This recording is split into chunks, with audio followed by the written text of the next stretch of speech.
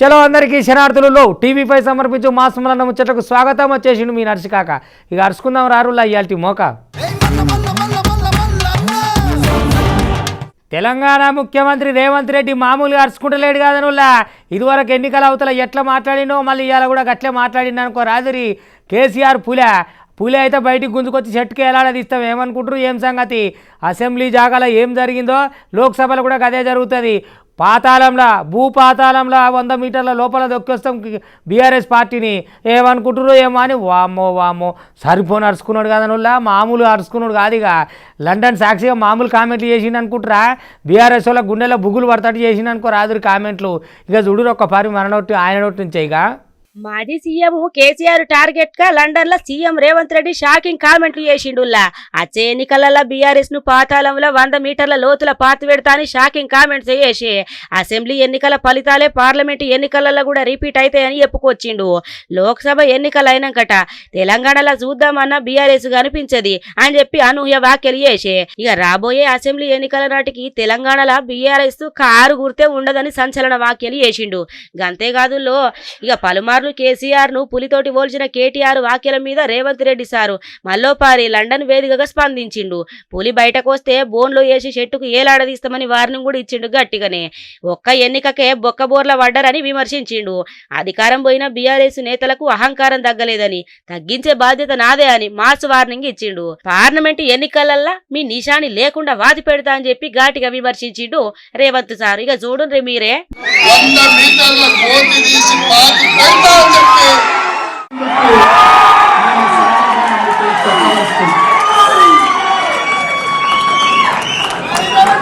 పులంట ఇంట్లో పడుకున్నదంట లేచి వస్తుందంట. నేను కూడా దాని కోసం చూస్తున్నాను బిడ్డ. మా దగ్గర బోన్ ఉంది, మా దగ్గర వల ఉంది. రమ్మను పులిని చెట్టు వేలాడగట్టే బాధ్యత మా కార్యకర్తలు.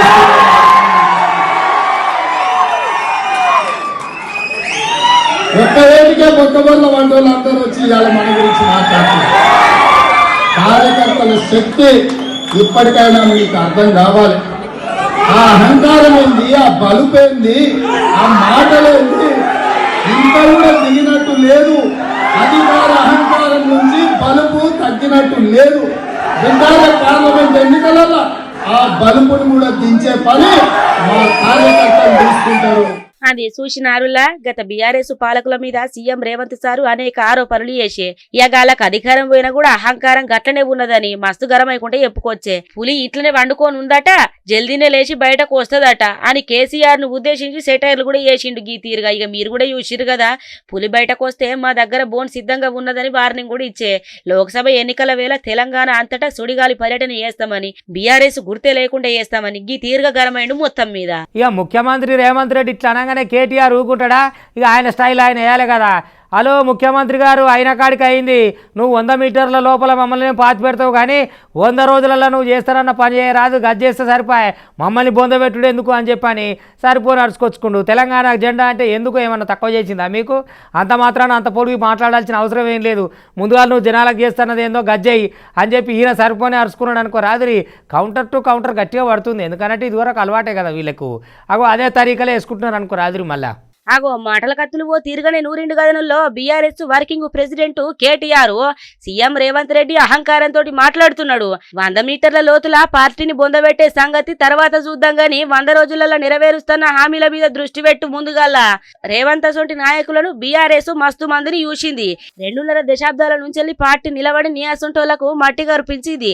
తెలంగాణ జెండాను ఎందుకు బొందల పెడతారు? పార్లమెంటు ఎన్నికలు అయినాకట కాంగ్రెస్ బీజేపీ కలిసిపోతాయి.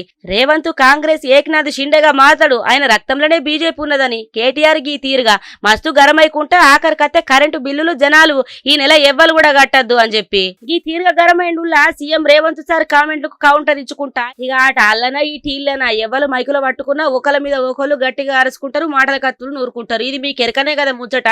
ఇక మొత్తం మీద గిట్లా అరుచుకుంటారు అన్నట్టులా ఆయన ఇచ్చిన కామెంట్లకు ఈయన కౌంటర్ ఇచ్చిండు అన్నట్టు గీ తీరుగా. సత్యనపల్లి సత్వ గట్టిగానే చూపిస్తారు కదా గాలిపంక పార్టీ వాళ్ళు. ఆ డాన్స్ మాస్టర్ అంబటి రాంబాబుకు మళ్ళీ టికెట్ ఇచ్చిరనుకో మేము ఉండనే ఉండం, ఇళ్ళకెళ్ళి వెళ్ళిపోతామని గాలిపంక పార్టీ వాళ్ళకి గలాట లేపిరనుకో రాదురి. ఇక మనోనికి స్టెప్పులు అంటే బాగా చేస్తుంది కానీ మరి ఈ స్టెప్పులు ఎట్టేస్తాడో ఏం సంగతో ఓట్ల కాడ. ఇక ముద్దుగా మొత్తం సొంత పార్టీ వాళ్ళే వద్దంటే వద్దంటారు అంటే అంత ముద్దుగా వెళ్ళిండు అన్నట్టు రాజ్యాన్ని.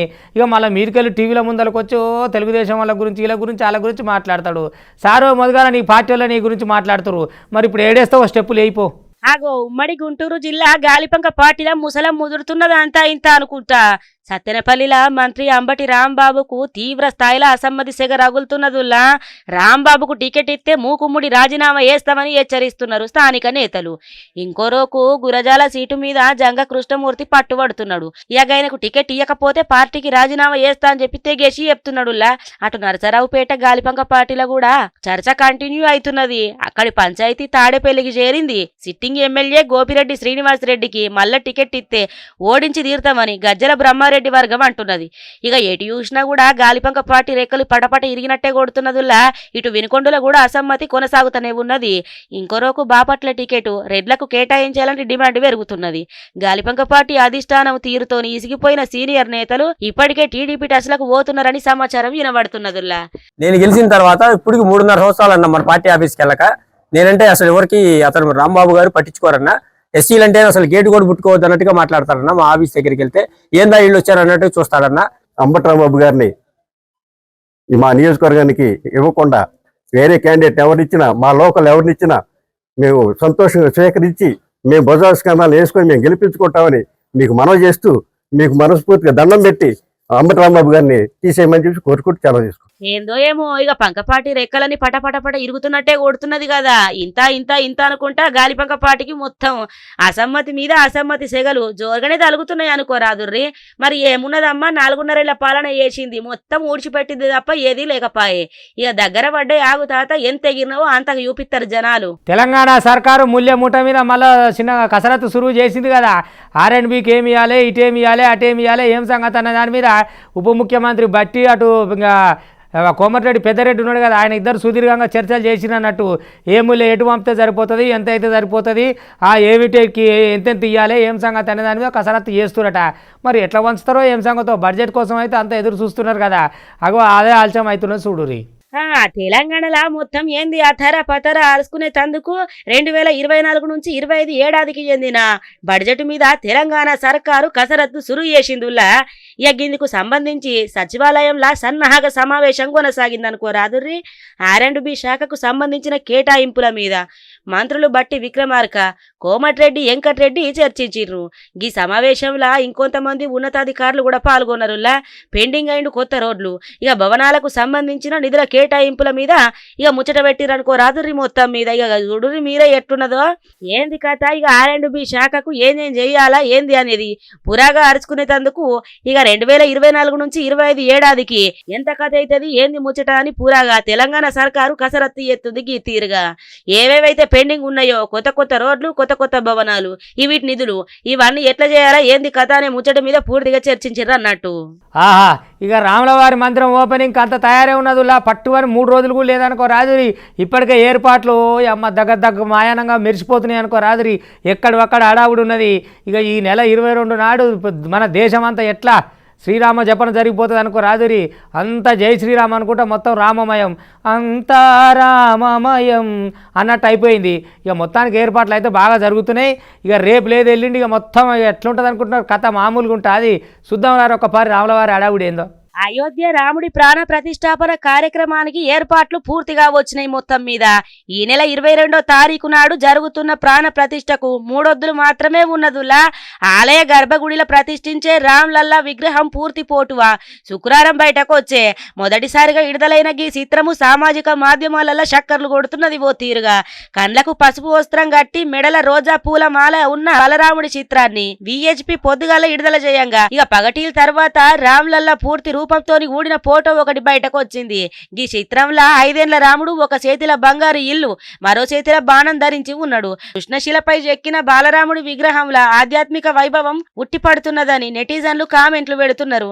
51 అంగుళాల ఈ విగ్రహాన్ని కర్ణాటకలో ఉన్న మైసూరుకు చెందిన అరుణ్ యోగిరాజ్ అనే శిల్పి చెక్కిండుల్లా. ఇక చూడుండ్రి, ప్రాణ ప్రతిష్టాపన తేదీ దగ్గర పడుతున్న వేళ అధికారులు భద్రతా ఏర్పాట్లను కట్టదిట్టం చేస్తున్నారు.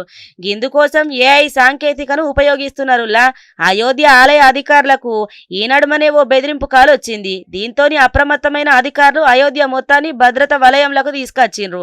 నగరంలో ఏకంగా 12,000 మంది పోలీస్ సిబ్బంది పహారాగాస్తున్నారు.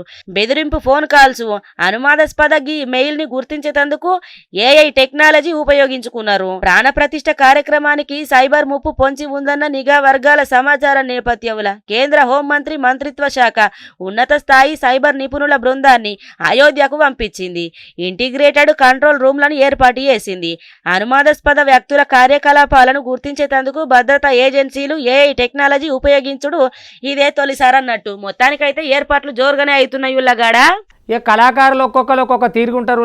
ఏదున్నా కూడా గిడ చూడురి, రామ మందిరం అంత పెద్ద కట్టిరు కదా, మొత్తం కనుల విందుగా చెప్తాము. అంత పెద్ద రామ మందిరాన్ని తోసు ఒకట ఇంత కూడా తేడా రాకుండా గోరు సైజులో చేసిండు ఒక స్వర్ణకారుడు. ఎవరయ్యా ఆయన, ఏ ఊరికి వెళ్ళొచ్చిండు, ఎట్లా చేసిండు దానికి అంతగానం బంగారంతో అంటే ఇక నేను చెప్పుడు కాదు. ఆ ఆలయాన్ని ఒక్కసారి మీరే చూద్దురారి. గోరంతే ఉంటుందట. గోరంతలో మనకు కొండంత ఎట్లా కనబడుతుంది. మరి ఆ మందిరం అయితే కొండంత ఉన్నది, ఇది గోరంతే ఉన్నదట. మరి ఆయన ఎట్లా చేసిండు ఏంది అనే దాని మీద ఒక్కసారి చూద్దాం రా. ఇది ఒక్కటే కాదు, చాలా చేసిండట. మొత్తం ఇట్లా చిన్న చిన్న వాటిని నిర్మించడంలో నిష్ణాతుడట ఆయన. ఆయన కథ ఏందో తెలుసుకుందాం రారి. ఒక్కొక్కళ్ళకు ఒక్కొక్క కళ ఉంటదుల్లా. ఇక వాళ్ళకు వచ్చిన కళలలో ఒక్కొక్కళ్ళు ఇక వాళ్ళకు వచ్చిన తీరుగా బయట పెడతా ఉంటారు గల కళని. ఇక్కడ కూడా గట్లనే ఒక స్వర్ణకారుడు ఆయన కళని బయట పెట్టిండుల్లా. ఇంతకు ఏం చేసిండు ఏంటిది అని అనుకుంటున్నారులే. స్వర్ణకారుని కళా నైపుణ్యము 2.730 మిల్లీగ్రాము బంగారంతోని అయోధ్య ఆలయ నమూనాని తయారు చేసిండు గోరెడంతా. గట్లిట్లా ఎత్తడు, కొండంత ఉన్న ఆలయాన్ని గోరంతా ఎట్లా చేసిండుల్లా అని ఆశ్చర్యపోతున్నారులే. ఇక నేను చెప్పుడు కాదు, మీ కళ్ళతోటి మీరే చూడుండ్రి. గిది ఒక్కటే కాదు, ఇంకా మస్తుగా చేసిండట గైనా. ఇక చూడుండ్రి మీరే ఎట్లా చేసిండో అయోధ్య గుడిని. నువ్వదిగానే గోరంతా ఎంత సక్కంగా ఉన్నది చూసిరు కదా, కొంచెం కూడా తోసు పోకుండా అచ్చం అచ్చుకుద్దినట్టు సేమ్ దాని లెక్కలనే ఉన్నది. కాకపోతే అది కొండంతున్నది, గిది గోరంతున్నది. ఇక గదన్నట్టు ఎవ్వరి కళను కూడా తక్కంచనయ్యద్దుల్లా. ఒక్కొక్కలకు ఒక్కొక్క కళ ఉంటది. ఇక అమరాబాద్ మండలానికి చెందిన స్వర్ణకారుడు కపిలవాయి గోపి తన స్వర్ణకళ నైపుణ్యాన్ని గీ తీరుగా ప్రదర్శించిండు. బంగారంతోని గోరంత సైజుల అయోధ్య మందిరాన్ని తయారు చేసి చూపిండు అందరికి. గతంలో T20 వరల్డ్ కప్ తయారు చేసిండు గీనే. రాబోయే రోజులల్లా గిసొంటి సూక్ష్మ చారిత్రాత్మక నిర్మాణాలను తయారు చేస్తానని తెలియజేసిండులా. మొత్తానికైతే ఇక గైనని ఆయన కళని మొత్తానికైతే మెచ్చుకొని గా ఊరు స్వర్ణకారులందరూ కూడా సన్మానించిండ్రు. నువ్వదిగానే మస్తు మంచిగున్నది గదనుల్లా. కొండంత రామ మందిరాన్ని గోరంత ఏ చూపించిండంటే ఏమనాలా చెప్పుర్రి, మెచ్చుకోవాల్సిన ముచ్చట్నే కదా మరి. జగనాలు ఈ పాపం ఊకనే పోదు. 40 రోజులకు వచ్చింది, వాళ్ళు కడుపు మార్చుకొని కడుపు కట్టుకొని నువ్వు చేయబట్టి రోడ్డుకి ఎక్కిరు. అరే ఇస్తానన్న హామీలు నెరవేర్చడమా, ఉద్యోగ భద్రత ఏందో చెప్పవన్న పాపానికి అంగన్వాడీ అక్కలందరినీ రోడ్ల మీద వేస్తేవి. ఏపీనంతా ఏం లేకుండా ఉడుచుకుని ఆకుతుంటివి. ఏం చేయాలి ఎట్లా చేయాలని అంగన్వాడీ అక్కలు అయితే మస్తు ఆగ్రహానికి వచ్చిరు. అయినా జగనాలకు పట్టతట్లేదు. మరి 40 రోజులకు వచ్చింది కథ. ఇదివరకు ఇట్లే అమరావతి ఉసురు పోసుకున్నావు, మళ్ళీ ఇప్పుడు అంగన్వాడీలో జోలికి వచ్చినావు. ఇక మరి దగ్గర పడుతున్నట్టే ఉన్నది తమరి కథ అయితే. రాష్ట్ర వ్యాప్తంగా మొత్తం అంగన్వాడీ కార్యకర్తల సమ్మె 40వ రోజుకు ఏరుకున్నది. డిమాండ్ల సాధన కోసం చేస్తున్న నిరవధిక దీక్షలకు కార్మిక సంఘాలు మద్దతు పలికినాయి. అంగన్వాడీల సమస్యలను ఎమ్మటే పరిష్కరించాలని చెప్పి డిమాండ్ చేసుకుంటా విజయవాడలో లెనిన్ సెంటర్లో రాస్తారోక నిర్వహించారనుకోరాదుర్రే. కార్యక్రమానికి అనుమతి లేదని చెప్పి పోలీసులు అడ్డుకున్నారు. వందలాది మంది పోలీసులు అక్కడికి ఏరుకొని పోలీస్ స్టేషన్ కు తీసుకుపోయినరులా. అంగన్వాడీల న్యాయమైన సమస్యలను పరిష్కరించాలని చెప్పి శాంతియుతంగా నిరసనలు చేస్తుంటే పోలీసులు మమ్మల్ని అన్యాయంగా గిట్లా నిర్బంధించుడు సక్కం కాదని చెప్పి ఇక ఇంకొంతమంది కార్మిక సంఘాల నాయకులు మస్తుగా గరమైనరు. ఇక చూడుండ్రి మీరే కావాలంటే. ఈ ప్రభుత్వం ఒక పిరికి పంద ప్రభుత్వం. ఎందుకంటే సమస్య పరిష్కారం చేసే చేతకాడంలా. కాబట్టే పోలీసు బలగాల మీద ఆధారపడి ఉద్యమాన్ని అణగదొక్కడానికి ప్రయత్నం చేస్తుంది. ఇవి తాటాకు చెప్పుళ్ళు, దానికి కుందేలు బెదరవు.